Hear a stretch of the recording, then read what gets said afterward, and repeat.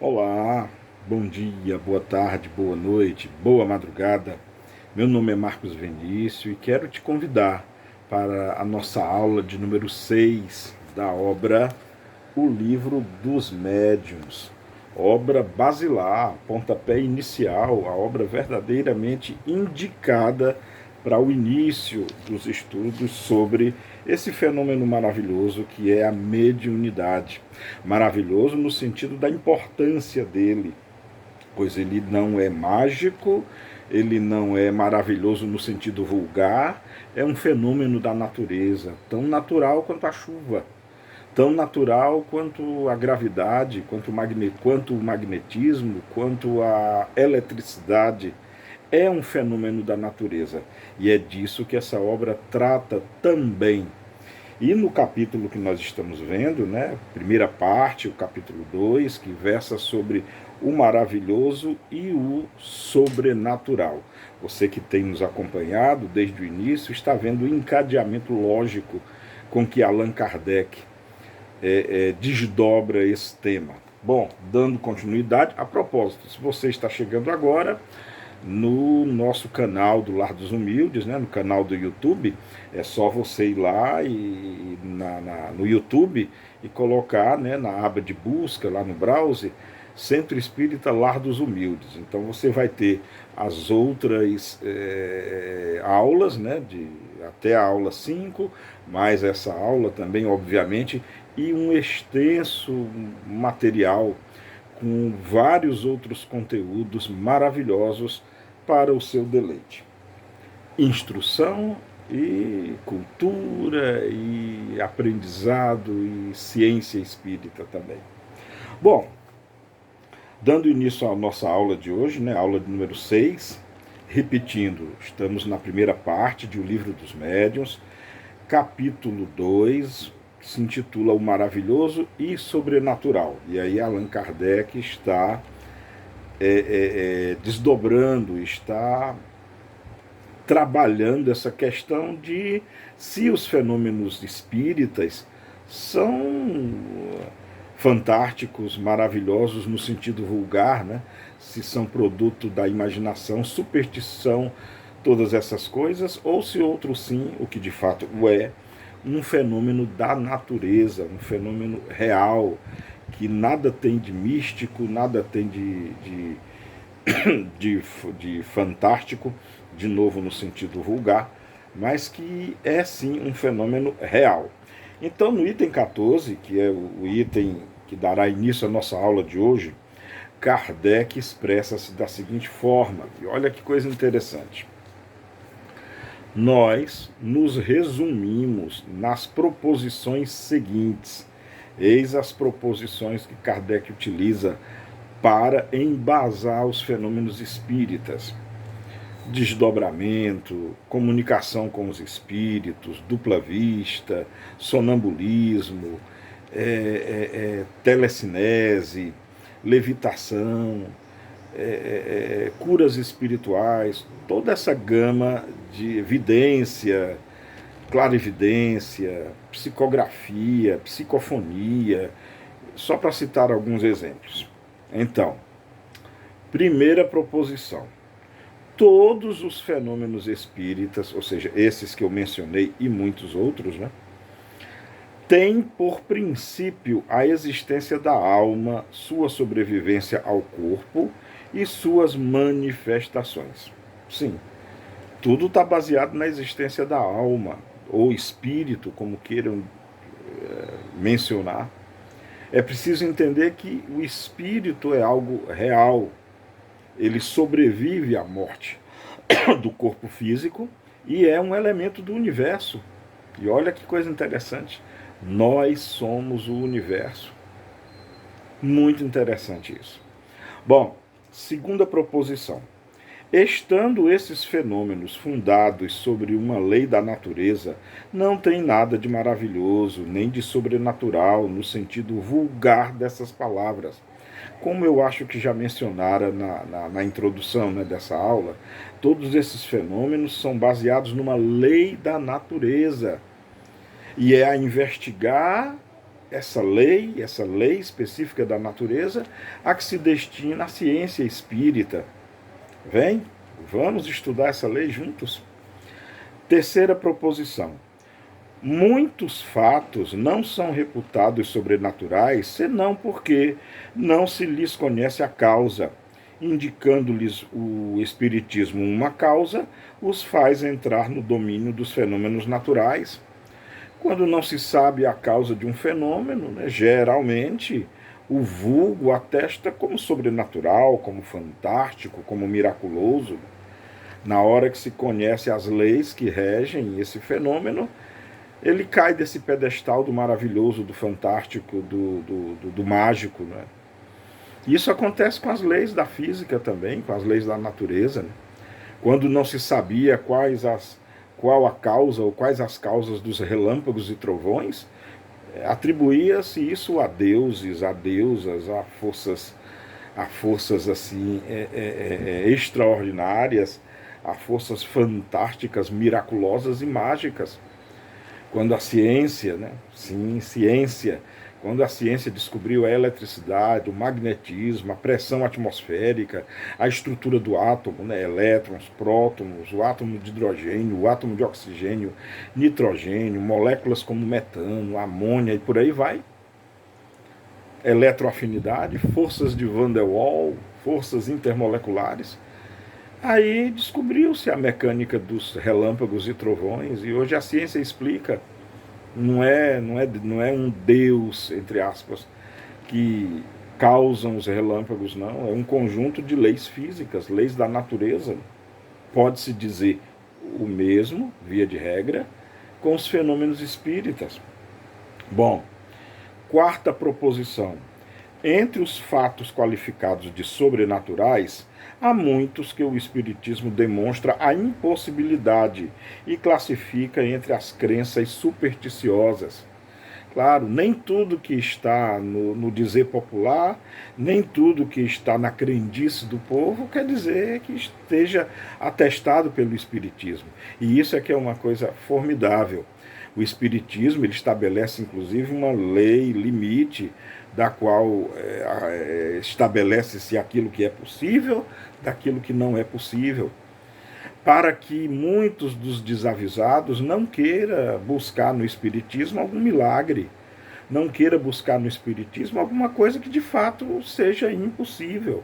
É muito importante essa proposição. Bom, segue-se a quinta proposição. Conquanto o Espiritismo reconheça em muitas crenças populares um fundo de verdade, não aceita de nenhum modo a solidariedade de todas as histórias fantásticas criadas pela imaginação. É aquela coisa, né? Vamos acatar qualquer ideia, vamos observar qualquer relato, vamos observar com muito respeito e responsabilidade qualquer narração, qualquer narrativa. Mas daí a atestá-la como sendo verossímil, não mesmo.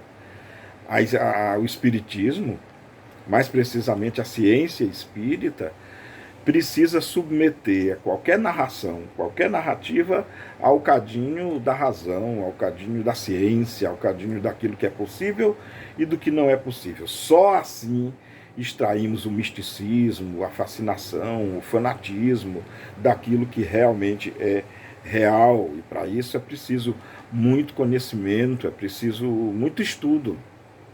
Chegaremos lá. Sexta proposição. Julgar o Espiritismo pelos fatos que ele não admite é provar ignorância e tirar todo o valor à sua opinião. É você querer julgar algo pela... querer julgar algo pela negação, é querer julgar algo pela exceção à regra, é querer julgar algo pelo que se é contestado. Não é assim que se faz ciência, não. Chegaremos lá também.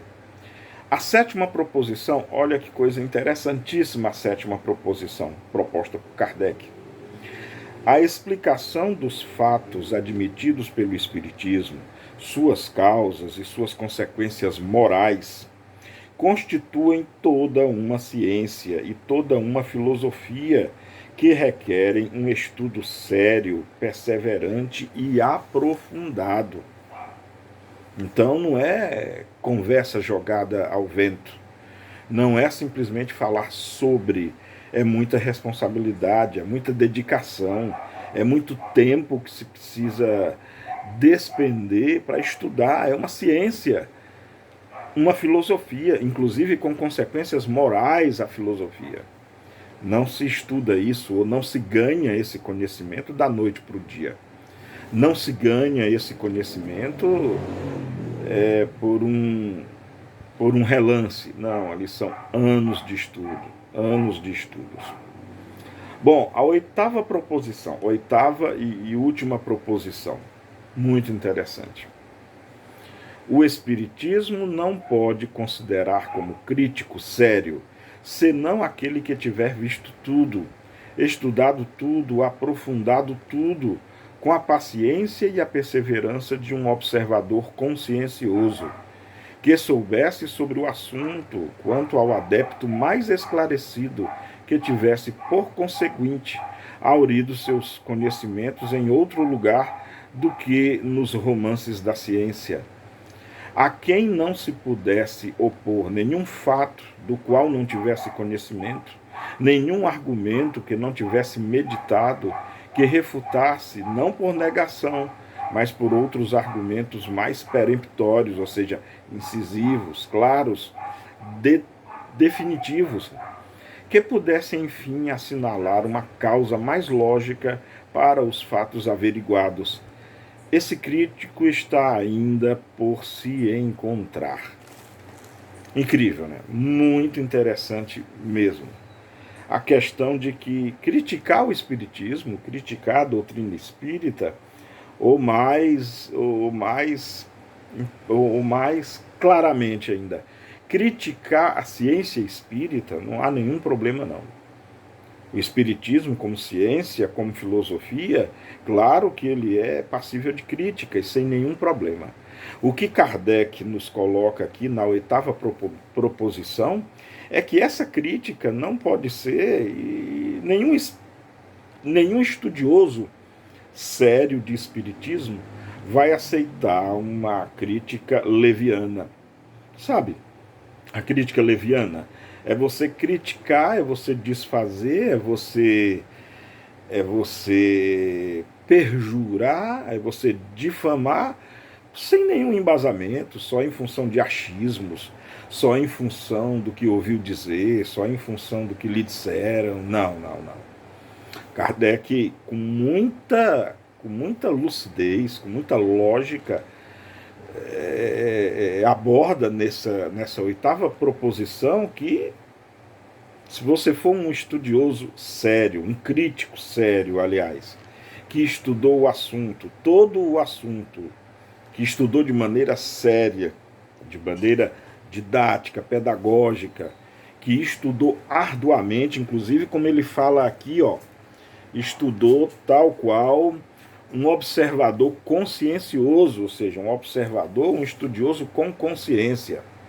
E é que interessante que ele fala, não aquele que estudou romances científicos, literatura fantástica, não, não, não. Aquele que estudou a ciência espírita, com muita dedicação. Hoje, aqui nessa época, né, quando Allan Kardec publicou o livro dos médiuns, né, essa obra que nós estamos lendo, só existia o livro dos espíritos e o livro dos médiuns. Hoje, você que está me ouvindo, se quiser estudar o espiritismo de maneira séria, de maneira técnica e científica, você vai ter que estudar o livro dos espíritos, o livro dos médiuns, o Evangelho segundo o Espiritismo, o Céu e o Inferno, ou a Justiça Divina segundo o Espiritismo. Inclusive temos o estudo dessa obra completa com 138 aulas aqui mesmo, nessa nossa página.